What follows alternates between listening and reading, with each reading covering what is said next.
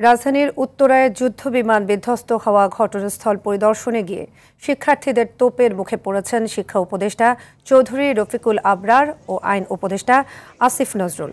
সকালে তারা milestone school পরিদর্শনে গেলে ভুয়া ভুয়া স্লোগানও দিতে থাকে শিক্ষার্থীরা। পরে ৫ জন শিক্ষার্থী প্রতিনিধির সঙ্গে বৈঠক করেন দুই উপদেষ্টা। এর আগে সিআইডি সহ বিভিন্ন সংস্থার তদন্ত দল ঘটনাস্থলে আলামত সংগ্রহ করেন। পুরাতন বিমান বাতিল ও ক্ষতিপূরণ সহ ৬ দফা দাবি জানায় শিক্ষার্থীরা। মৃতের যে সংখ্যা, আমি অনেক সারাদিন রাত ধরে অনেক নিউজে দেখতেছি, তারা সঠিক মৃত হয়েছে সঠিক নিউজটা প্রকাশ করতেছে না। দুইটা ক্লাসে বরাবর বিধ্বস্ত হয়েছে, তো ৩০ করে ৬০ জন, ওইখানেই তো আমরা ৬০ জনের একটা সমীকরণ পাই। পাইলট এই যে প্রশাসনিক ভবনে একদম শেষ মাথার যে রুমটা, ওই রুমটার মধ্যে পাইলটকে পাওয়া গিয়েছে একদম প্যারাশুট সহ। তার মানে পাইলট আগে ইজেক্ট করেছে, কিন্তু মিডিয়ার মধ্যে এটা বলা হচ্ছে যে পাইলট ইজেক্টই করে নাই। তারা ১২টা পর্যন্ত এখানে ছিলেন, রাত 12টা পর্যন্ত, মানে সেই সব ঘটনার পর থেকে।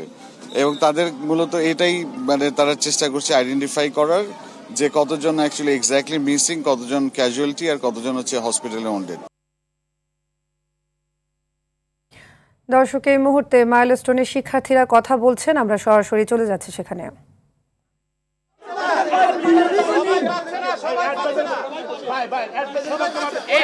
সাদিয়া, এই মুহূর্তে শিক্ষার্থীরা কথা বলছেন। এখানে আইন উপদেষ্টা, শিক্ষা উপদেষ্টা এবং প্রধান উপদেষ্টার সচিব তারা বৈঠক করেছেন শিক্ষার্থীদের সাথে। আমরা সরাসরি শিক্ষার্থীরা কি বলছে সেটি একটু শোনাতে। দ্বিতীয়ত, সেনাবাহিনী শিক্ষক আর ছাত্রদেরকে হাত দিয়েছে, তার জন্য নিঃশর্তভাবে ক্ষমা চাইতে হবে, ঠিক আছে? তৃতীয়ত, বিমান বাহিনী এই দুর্ঘটনার জন্য ঠিকভাবে ইনভেস্টিগেশন করে তাদের নিঃশর্তভাবে ক্ষমা চাইতে হবে, ঠিক আছে? ঠিক আছে দাবি, ঠিক আছে না আরো কিছু আছে তোমাদের বলো? এখন আমার কথা শুনো। এখন রাতারাতি আড়ালে যে লাস্টি বের করতে, এটা হিসাব চাও।